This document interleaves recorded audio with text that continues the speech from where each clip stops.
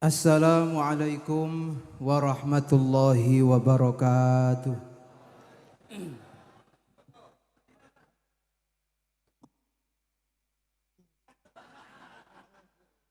Bismillahirrahmanirrahim. Alhamdulillahi rabbil alamin. Wabihi nasta'in ala umurid dunya waddin. Wassalatu wassalamu ala ashrafil anbiya'i wal mursalin. Habibina wa syafi'ina wa qurrati a'yunina wa maulana Muhammadin wa ala alihi wa sahbihi wa sallam khairu nabiyyin arsalahu Allahu lil alamina basyiran wa nadhira faballagha ar-risalata wa addal amanata wa hadallahu bihi minal ummati basyaran katsira wa kana fi dhulmatil jahli lil mustabsirina sirajan wa qamaran munira. Qala rabbi shrah li sadri wa yassir li amri wahlul 'uqdatam min lisani yafqahu qawli. Amma ba'du, hadratal mukarramin wal muhtaramin ulama anal a'izza wa umara anal ajilla ingkang sanget kawula mulyakaken al mukarram panjenenganipun Abah Kiai Haji Agus Ali Masyhuri, ingkang kawula mulyakaken panjenenganipun Al Habib Ahmad Al Habsyi saking Pasuruan, ingkang kawula mulyakaken ibu kawula Ibu Nyai Hajah Nur Komariah, sedaya keluarga besar Pondok Pesantren Bumi Sholawat, keluarga dalem panjenenganipun Mas kawula Gus Arya Muhammad, Gus Syekhul. Tidak lupa yang kami muliakan Bupati Sidoarjo, Bapak Mukhdar Ali, Bupati Gresik, Bapak Fandi Ahmad Yani. Niki kula celuk Bapak mergi pernah adik kula. Nek kula celuk Gus nggih mboten sekeca kula. Ingkang kawula mulyakaken asatidz wal ustadzat, ulama dan seluruh tokoh masyarakat, ketua BCNU dan juga seluruh tokoh masyarakat dari Kabupaten Sidoarjo yang tidak bisa kami sebut satu persatu. Hadirin wal hadirat rahimakumullah. Terus terang, ketika kemarin Abah Gus Ali bilang bahwa beliau ingin mendatangkan Kiai Haji Bahauddin Nur Salim, mau mendatangkan Gus Bah ke sini, saya sebenarnya merasa ada tantangan tersendiri. Di dalam hati kecil saya sangat berharap Gus Bah bisa datang ke sini. Saya ingin beradu argumentasi dan beradu logika dengan beliau. Sebenarnya seperti itu. Karena alhamdulillah Pondok Pesantren Progresif Bumi Sholawat ini adalah pondok pesantren yang memiliki platform internasional. Sehingga kalau sudah berani mendeklar bahwa ini adalah lembaga pondok pesantren yang bertaraf internasional, maka keilmuan yang berbasis pemikiran-pemikiran logika, keilmuan yang berbasis pemikiran-pemikiran yang rasional ini harus mulai dibangun dari Pondok Pesantren Progresif Bumi Sholawat Islamic Boarding School. Maka Bapak Ibu yang kami muliakan, alhamdulillah di Pondok Pesantren ini saya secara pribadi mendidik, memberikan pengetahuan, memberikan epistemologi tentang bagaimana cara berpikir Islam secara rasional. Oleh sebab itu saya sebenarnya sangat berharap semoga di lain kesempatan saya bisa bertemu dengan Gus Bah. Biasanya kan sing ketemu kali Gus Bah niku Gus Kautsar. Insya Allah dari Pondok Pesantren Progresif pun berani diadu secara argumentatif dengan beliau. Akan tetapi karena Gus Bah tidak hadir, saya tadi sudah sampaikan sama Mas Arya, Mas ini yang Gus Bah ini tidak hadir, berarti saya harus mendowngrade ngajinya. Karena nanti kalau saya terlalu menjelaskan kajian-kajian ilmiah, kula khawatir, saya sangat khawatir, saya ingat dengan apa yang disampaikan oleh Abah Ghazali, menjadi pendengar yang lebih baik jauh lebih sulit daripada menjadi pembicara yang baik. Oleh sebab itu, Bapak Ibu yang saya muliakan, meskipun kajian yang akan saya sampaikan ini tidak banyak, semoga ini menjadi bekal bagi kita semua di dalam mengarungi kehidupan. Baik, untuk menyingkat waktu, jadi begini. Saya ingin bermula dari hujan dulu. Dari awal saya sudah dibisiki sama Gus Arya, sampean dongo cak, ben gak udan. Tapi bagaimanapun juga Allah Subhanahu wa ta'ala telah berkehendak untuk menurunkan hujan. Jadi yang ada, kita semuanya harus menata hati kita melalui pintu tawakal. Berbicara tentang tawakal, saya teringat cerita dari Nabiullah Yusuf alaihissalam. Nabi Yusuf itu adalah seorang nabi yang luar biasa dari kalangan Bani Israel. Karena Nabi Yusuf itu putranya Nabi Yakub. Nabi Yakub itu adalah kakek moyangnya Bani Israel. Nabi Yusuf ini sejak dari kecil dilimpahi rahmat oleh Allah Subhanahu wa ta'ala yang terlampau banyak. Di samping rahmat dan nikmat yang diberikan Allah kepada Nabi Yusuf, Nabi Yusuf juga diberi oleh Allah Subhanahu wa ta'ala cobaan yang luar biasa. Akan tetapi saya ingin bercerita, semoga cerita ini menjadi satu bekal bagi kita. Dulu ketika kecil Nabi Yusuf alaihissalam sangat dicintai oleh Nabi Yakub. Di antara sekian banyak saudaranya Nabi Yusuf yang ada 12, itu Nabi Yusuf adalah anak yang paling dicintai oleh Nabi Yakub. Ini kalau kita bayangkan, Bapak Ibu jenengan bayangkan, jenengan seumpama dadi anak di antara sekian banyak dulure sampean, jenengan sing paling disenengi kali wong tua. Pertanyaan kula, seneng napa mboten? Seneng napa mboten? Seneng. Jenenge anak niku nek sangat disayang oleh orang tua, mesti diberi fasilitas lebih. Ini kalau dipikir ini merupakan satu kenikmatan yang luar biasa. Akan tetapi di balik kenikmatan itu ternyata Allah Subhanahu wa ta'ala memberikan satu ujian kepada Nabi Yusuf, yang dengan kenikmatan itu mengantarkan Nabi Yusuf dihasut oleh keluarganya, oleh saudara-saudaranya, hingga berakhir di dalam sumur. Pada saat itu Nabi Yusuf ini tasih alit, dalam keadaan umur yang belum dewasa, kemudian tenaga juga belum memadai, kekuatan juga belum mumpuni. Nabi Yusuf dicemplungkan sama saudaranya ke dalam sumur. Pada saat itu Nabi Yusuf tidak tahu harus berbuat apa, karena nek kapan diukur secara kekuatan, jelas Nabi Yusuf boten saged menek munggah. Akhirnya yang dilakukan oleh Nabi Yusuf pasrah kepada Allah Subhanahu wa ta'ala. Ketika hati seseorang sudah mampu pasrah kepada Allah, maka Allah akan memberi jalan keluar yang sangat sederhana sekali dan sangat mudah sekali. Apa yang diberikan Allah untuk menolong Nabi Yusuf pada saat itu? Cukup Gusti Allah niki ndamel tenggoroane musafir yang akan pergi ke Mesir pada saat itu, didamel ngelak, tenggoroane didamel ngelak kali Allah Subhanahu wa ta'ala.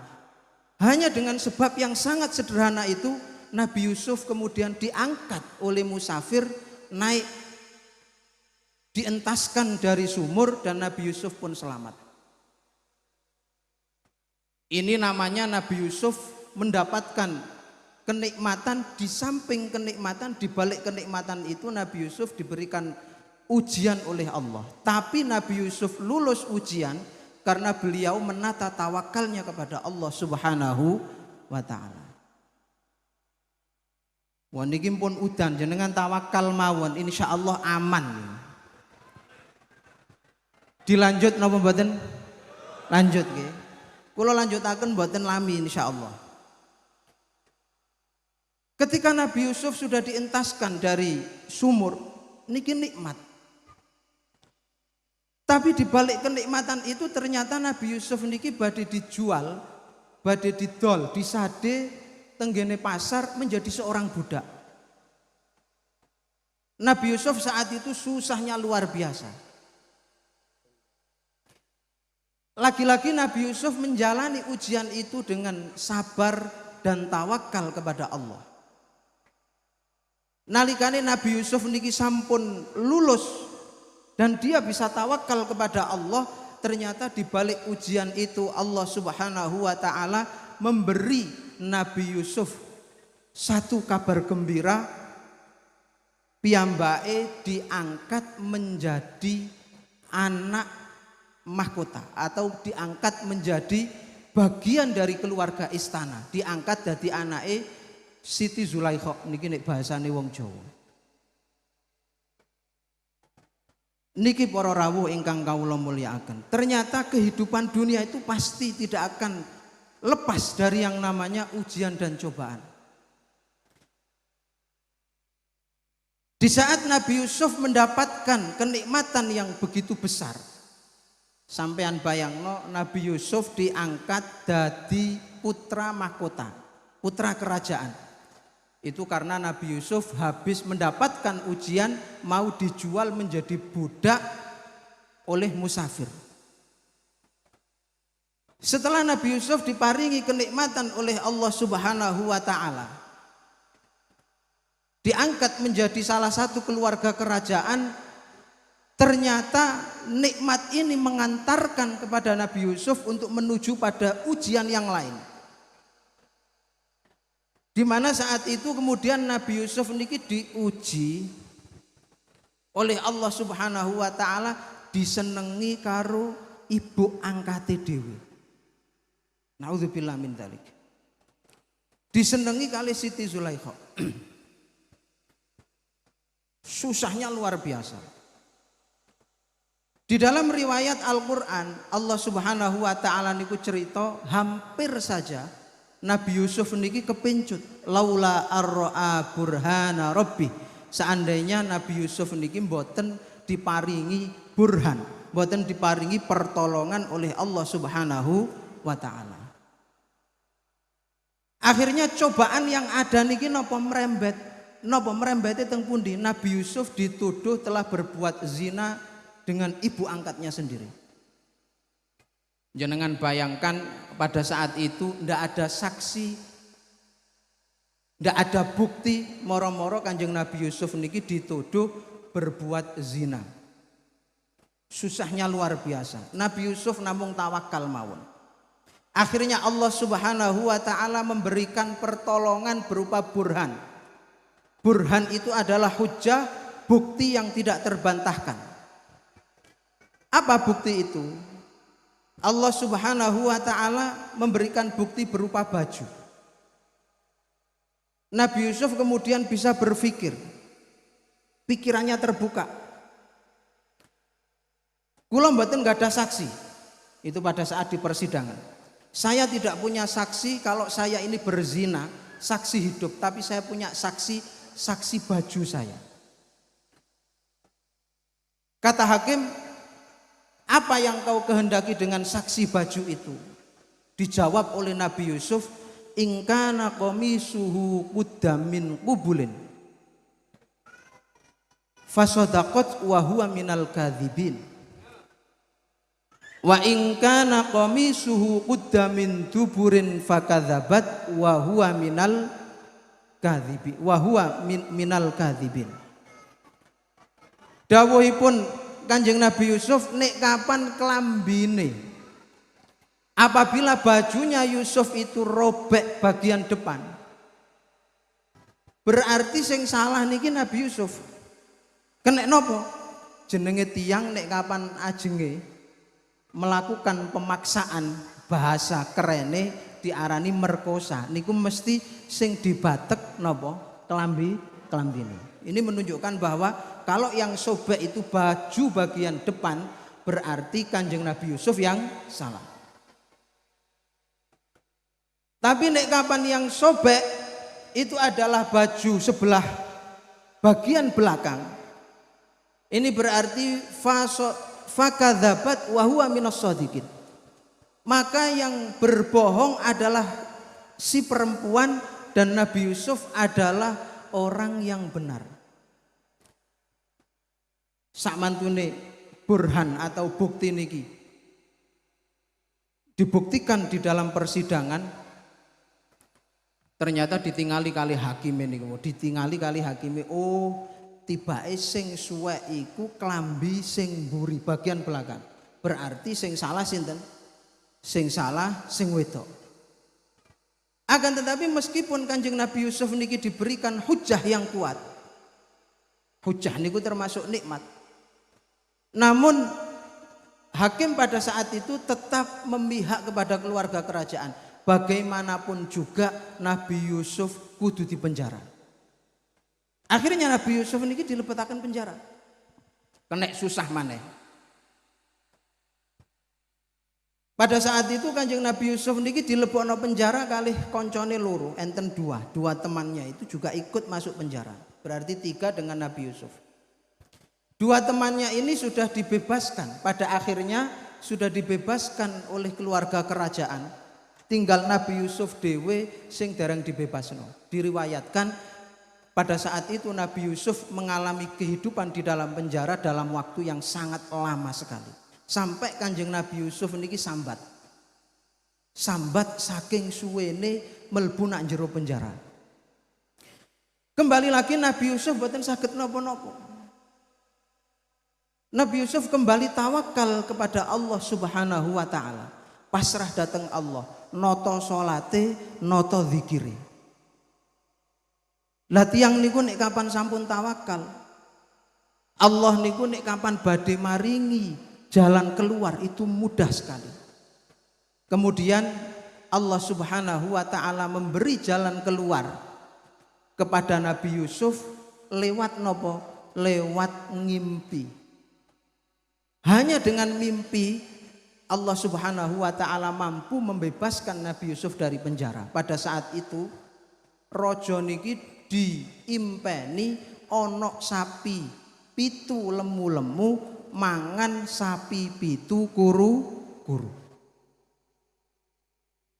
Bengine raja diimpeni kali mimpi niki.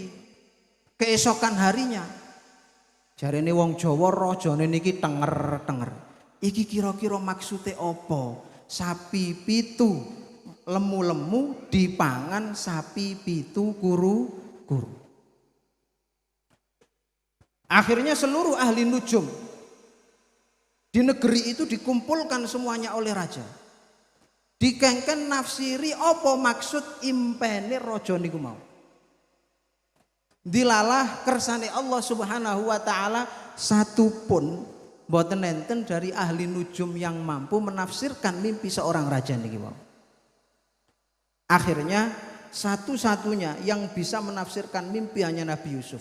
Koncone Nabi Yusuf sing kalih di penjara niku mau eling. Oh iya, raja, ketika saya di penjara, kula niki nggadah kanca, po winter nek dikongkon nafsirno mimpi. Coba kanca kula niku BE saged nafsirno mimpine jenengan. Akhirnya kata raja, ya enggak apa-apa, panggil saja. Akhirnya Nabi Yusuf dihadirkan, dikeluarkan dari penjara, rajane lagi eling. Masya Allah, sampeyan iki tibake Yusuf yang dulu pernah saya penjarakan. Akhirnya ditafsirkan oleh Nabi Yusuf, ngeten raja, negarane jenengan niki akan mengalami masa makmur selama 7 tahun. Udan ndak putus-putus, sumber air terus keluar, panen nopo mawon lemu-lemu menghasilkan. Setelah masa 7 tahun makmur akan datang 7 tahun krisis. Tidak ada hujan, sumber mata air putus semuanya. Para petani gagal panen, pedagang rugi kabeh. Lah terus ya apa carane untuk menghadapi krisis itu? Pun kula paringi solusi. Nalikane jenengan mengalami masa makmur, tingkatkan produksi. Maksimalkan seluruh sumber daya alam sehingga kekayaan alam bisa kita maksimalkan. Nanti setelah datang masa krisis, hasil panen, hasil sumber daya alam yang kita hasilkan pada saat makmur jangan dihabiskan, tapi ditabung dan disimpan untuk melewati masa krisis. Akhirnya raja niki mau cocok kalih nopo sing disampaikno Nabi Yusuf alaihi salam. Dari situ kemudian Nabi Yusuf alaihi salam diangkat menjadi menteri keuangan atau diangkat menjadi salah satu pembesar di kerajaan tersebut. Hadirin yang kami muliakan, dari peristiwa ini sebenarnya Allah Subhanahu wa ta'ala ini mempunyai adat, mempunyai kebiasaan yang berlaku di alam semesta. Bahwa alam semesta ini berisi berbagai macam takdir Allah. Ada takdir baik, ada takdir buruk. Takdir baik berarti kita disuruh untuk bersyukur kepada Allah, dan takdir buruk berarti kita diajarkan untuk bersabar kepada Allah.